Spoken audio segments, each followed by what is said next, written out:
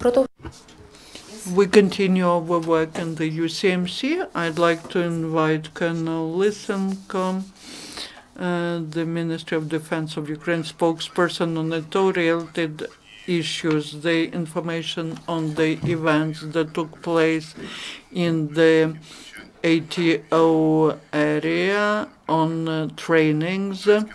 And now Lugansk sector, the main military actions were taking place at the section of the front line Krymsky-Troitsky. The occupants were using mortars 7 times. They launched more than 40 mines. These shellings took place in the afternoon, mostly after the sunset. Also all over the front line, in Stanitsa, Luganska, Shastia, Novodarsky and Popasnyansky districts, the enemy was using light weapons almost always in the dark time of the day. In total, during the 24 hours in Lugansk sector, 15 enemy shellings were registered. Donetsk sector, yesterday the enemy violated ceasefire only in 2 areas, Lugansk and the front section Kamenka-Avdiivka.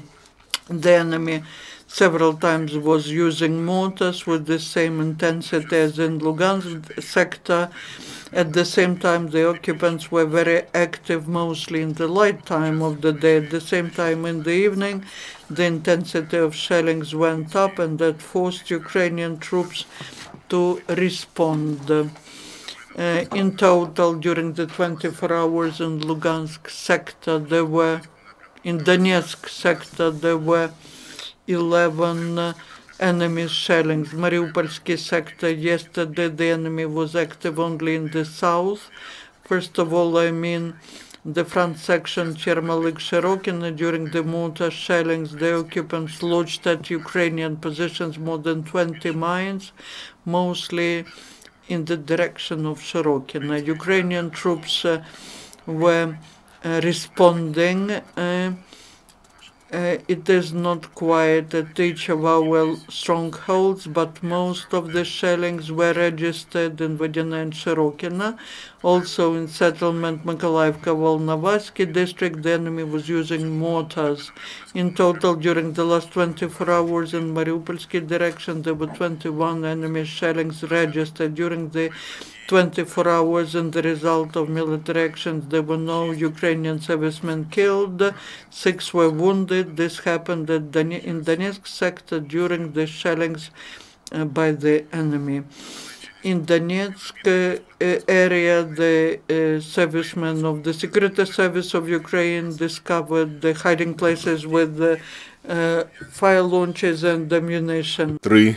And in a deserted building near Slavyansk, the law enforcers expropriated 3 fire launchers Shmel, which were produced in Russian Federation. Also in so-called the gray zone, the law enforcers found shells to anti-tank grenade bomb launcher.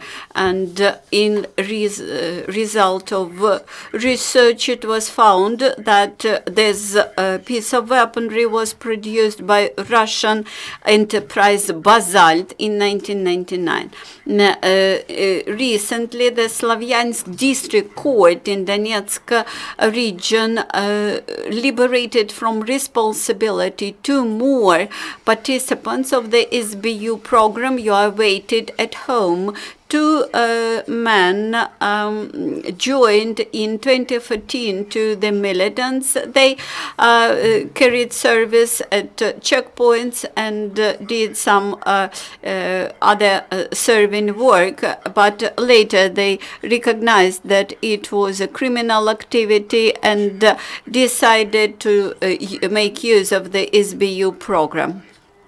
In Zhytomyr region, the missile and artillery commanders of the military detachments underwent training devoted to the counteraction to subversive activities. These days, first-year students of Kharkiv National University of the Military Armed Forces carried out military exercise in shelling. They also underwent training in tactic medicine and used small arms.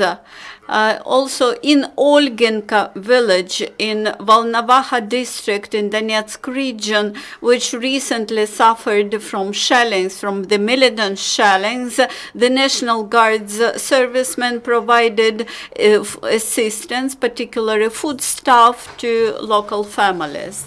Thank you.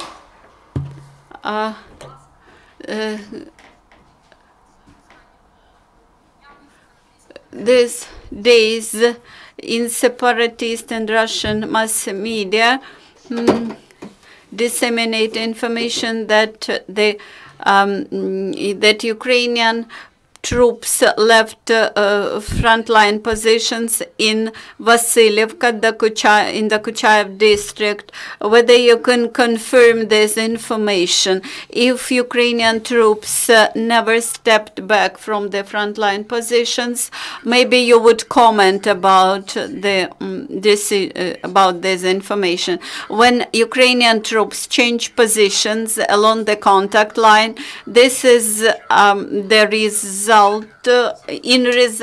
of the current situation. There might be the need to reinforce the position. There might be the need to move along the contact line. But of course, this is not about retreat or stepping back from the front line. Vice versa, Ukrainian troops work on improvement, on improving their fortifications along the front line. So you do not confirm the situation about Vasilievka.